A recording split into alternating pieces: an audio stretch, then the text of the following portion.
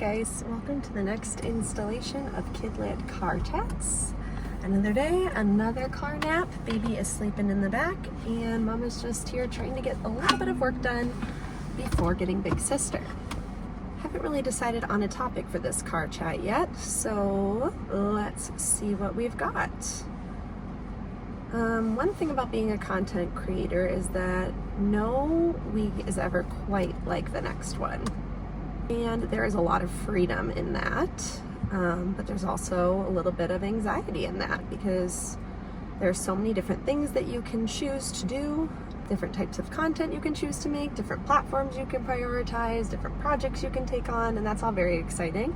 But it also can be kind of stressful because there's so many possibilities. Figuring out which direction to go in and what to choose to focus your energy on sometimes feel overwhelming and even a little bit paralyzing. And I think that's something that's good to remember when we're with kids too, and something that I don't always do a good job at.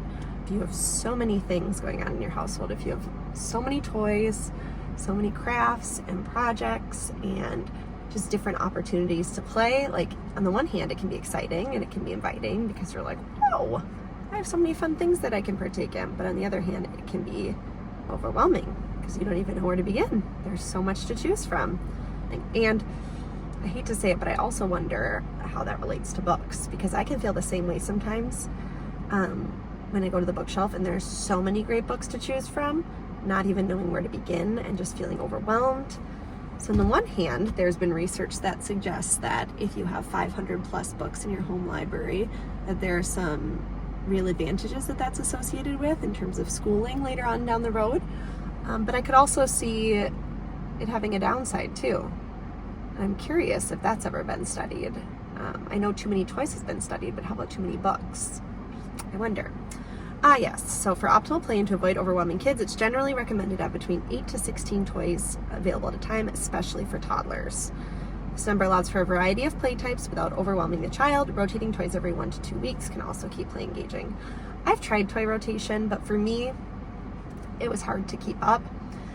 It can be a little bit unsustainable, especially if you find that with your neurotype, kind of like mine, that habits are hard to stick to. This was difficult for me to keep at. Book rotations, I find are a little bit easier for me to do, but that might just be because I use books all the time at work and I'm constantly moving them in and out. I don't have to put as much thought into it. I usually create a seasonal book display at home once every couple of months, maybe once every 2 months, and I use it for my content on Instagram, but those are also books then that we can pull from in our family. Problem is I'm always like 1 season ahead since I have to post in advance in order for people to be able to find the books in time. That's where library books can also be awesome too, because you can bring in only so many at a time. Enjoy those books, really focus on the library books that you got, and then return them to the library when you're done. And then bring in a new batch. It gives you a very clear focus. There's something to be said for book ownership and owning a lot of books, but on the one hand I see its benefit, but on the other hand, the more I talk about it, the more I think, maybe there is such thing as too many books. Did I really just say that? Yikes. Okay. So anyway, that is my little parenting plug. Keep using your library. Keep adding to your library when you find books that you think would fill gaps and that you actually have the energy and time to devote to. Today, or this week in particular, is one of those weeks where I just have a ton going on. There were like 4 different sponsored opportunities that all came at the same time, and a lot of them have deadlines coming up super quickly, which is really exciting, but also like pretty urgent.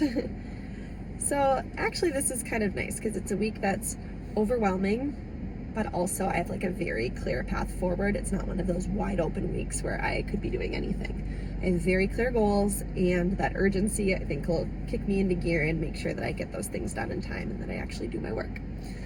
So today I am making content for a really cool campaign with an app, and then I usually try to focus on 1 to 2 like main tasks per day. But today I have to get that one campaign done. I love having a brand manager that I work with because I can just shoot her a text on that morning and say, what should I focus in on today? That has been a real game changer, having somebody to keep me on task and motivated. And I've been outsourcing a lot of other tasks too, like getting my videos edited. I've also been putting together some plans to update my website, and then I have a couple other side projects that I have a designer working on some documents for me, and just trying to outsource as much as possible so I can just focus in on what I like to do the most. All right, so before I head out, I want to share with you a little what's in my bag. An extra pair of shorts for my daughter. My big dilemma as a parent right now is shorts or pants, because we're kind of in that like in-between weather. So I just have those packed just in case she wants to switch.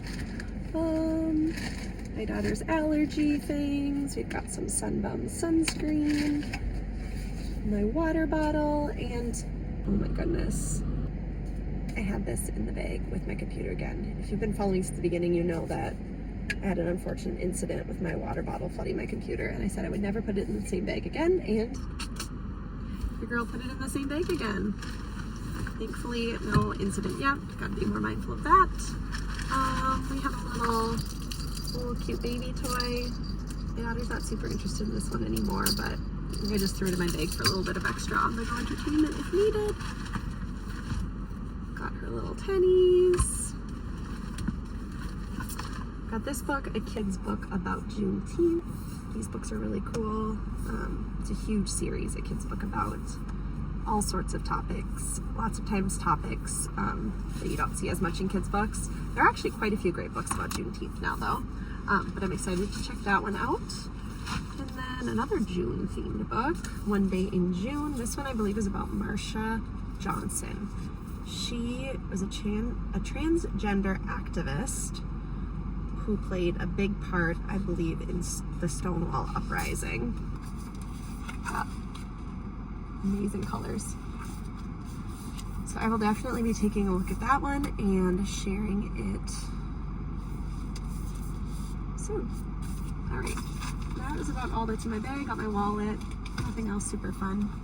Yeah, I'm gonna head out, get a little bit of work done, and I will catch you later. Bye.